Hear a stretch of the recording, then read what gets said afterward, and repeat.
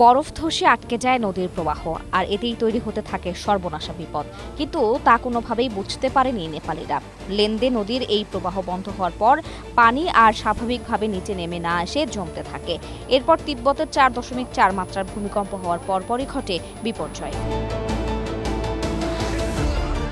পানির প্রবাহ এতটাই প্রবল ছিল যেন কিয়ামতের দৃশ্য।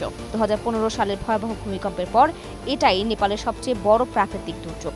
ভয়াবহ এই দুর্যোগে দেশটিতে অন্তত 157 জনের প্রাণহানি ঘটেছে এবং নিখোঁজ রয়েছেন আরও অন্তত 403 জন মানুষ, যাদের অধিকাংশই বিদেশি পর্যটক। নেপালের পররাষ্ট্রমন্ত্রী শিশির খানাল গণমাধ্যমকে জানিয়েছেন, ভূমিকম্প হওয়ার 3 মিনিটের মাথায় আকস্মিক বন্যা শুরু হয়।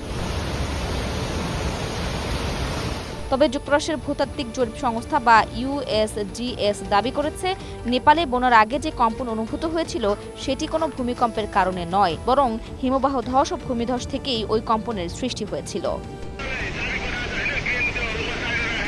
নেপালি পুলিশ জানিয়েছে, বন্যা কবলিত এলাকাগুলো থেকে এখন পর্যন্ত 157টি মরদেহ উদ্ধার করা হয়েছে। এর মধ্যে রসুয়ায় 1 জন, নুয়াকোটে 11 জন, ধাদিংয়ে 18 জন, চিতুয়ানে 33 জন, গোর্খায় 19 জন, তানাহুতে 7 জন ও নওয়ালপুরে 11 জনের মরদেহ উদ্ধার করা হয়েছে। দেশটির পর্যটন বোর্ডের তথ্য মতে নিখোঁজ 403 জনের মধ্যে 341 জনই বিদেশি নাগরিক এবং 61 জন নেপালি। নিখোঁজ বিদেশি নাগরিকদের মধ্যে ভারতের 133 জন, যুক্তরাষ্ট্রের 47 জন এবং যুক্তরাজ্যের 33 জন রয়েছেন। নিখোঁজ ব্যক্তিদের মধ্যে অন্তত 26টি দেশের নাগরিক রয়েছেন। এর মধ্যে 200 জন নারী ও 203 জন পুরুষ। Desk report, Asia post.